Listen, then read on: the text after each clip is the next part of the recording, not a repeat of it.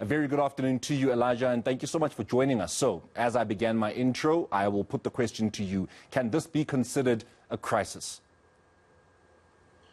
Good afternoon. It is a crisis because it's an alarming number of schools that have been damaged, and the cost is just too much.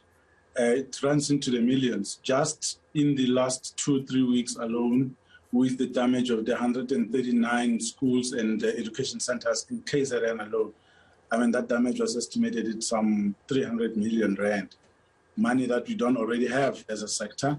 We are working towards replacing bad schools and putting in their place appropriately built structures that are conducive for learning and teaching. But people are destroying schools that are properly built for whatever reason, really. And we believe that a national conversation needs to take place to try address this matter. People will be saying, South Africans at least, some will say that you're going to take another 20 years to fix these schools that have been vandalized, as you've not been fixing the schools that are already existing and have been dilapidating over the years. Can this be something that you resolve quickly, or is it, as you mentioned, the fact that you already don't have a lot of money that you can, spread across and fix all the problems you have? But can this be a problem that you can fix quite quickly, the vandalism of school property?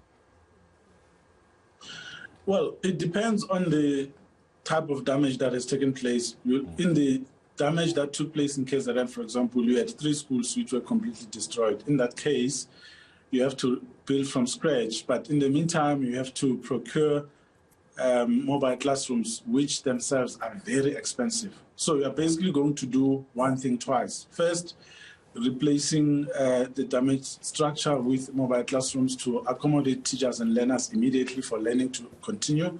And then you'll have to go back to your budget and have to find money to build that school using bricks and mortar.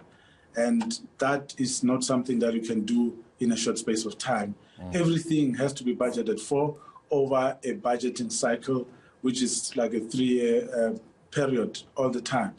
Yes, we have something called the Backlog Infrastructure Grant, which is a specific budget that has been set aside to deal with the school infrastructure backlogs. That money is being used to replace schools. That's why we try every day or every other day to show images of new schools that have been built. And we do hand over properly built schools in different parts of the country to show that we are making progress in replacing the old inappropriate structures. But when people destroy structures that are standing, that are in a good condition, it becomes another problem that could take us even longer to resolve.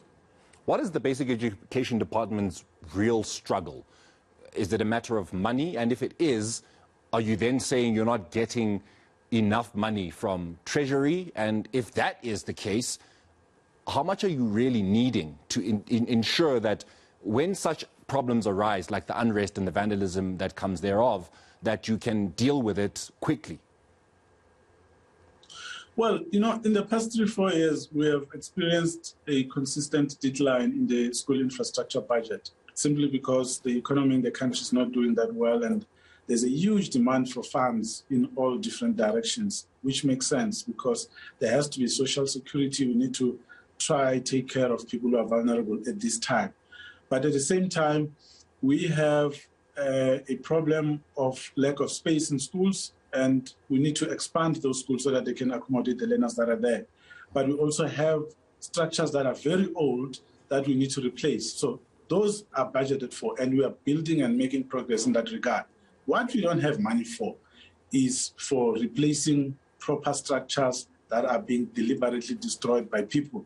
Remember the problem of 2016 in Limpopo, in the Vuana area, during the unrest there. Many schools, up to 30 schools, were burnt down. Some of those schools are yet to be replaced. Yes, others have since been replaced, but the money for that did not already exist because mobile classrooms had to be bought to create immediate space for learning and teaching to continue at that time. So while you're grappling with the short-term challenges, you also need to consider the long-term challenges, because by the time these schools are destroyed, there was already a long list of other schools that were also waiting for renovations and rebuilding and all of those things. So you need to look forward and look back at the same time while you're also looking at today, because there are also schools that need general maintenance as of today. So it becomes a big problem when these structures are destroyed deliberately by people. That's why we've now established a multi-stakeholder team that will go into communities to try to conscientize South Africans about the importance of schools as community structures that must be respected and protected by everybody. Just before I let you go, Mr. Mhlanga, the DBE has committed to ensuring that it eradicates pit latrines in 9 years' time. That's by 2030. I mean, obviously, I want to say, surely it can't take you that long to deal with that kind of problem that has been there for as long as at least I can remember. But then when you raise these issues that you're saying the DBE is facing with, vandalism to structures, would that be one of the reasons why it could take you 9 years and maybe even longer to eradicate pit toilets? Well, I suspect that you are reading from court documents, and that court case is old. The documents that were filed a long time ago. Those timelines have since been revised. In fact, last week we shared a new statement with details of the progress that we've made as a sector, and the fact that the Director General has indeed himself publicly said that by 2023, all the pit latrines should have been replaced in all the schools. So it's not 9 years. We have shared new information which is updated based on the work and accelerated progress that is currently underway in the 3 most affected provinces of Limpopo, KZN, and the Eastern Cape. And work is also continuing in the other provinces. So we are making progress in that regard. Since those papers were filed, we are doing something new, something that we have communicated publicly as well. So those timelines, as of now, they are not what we are working with. We understand the urgency of this, and we're working very hard to make sure that all the pit latrines in our schools are replaced. Well, that is incredibly encouraging, Mr. Mhlanga. Thank you so much, though, for joining us here on the Midday View this afternoon. That is Elijah Mhlanga, who is the spokesperson of the Department of Basic Education.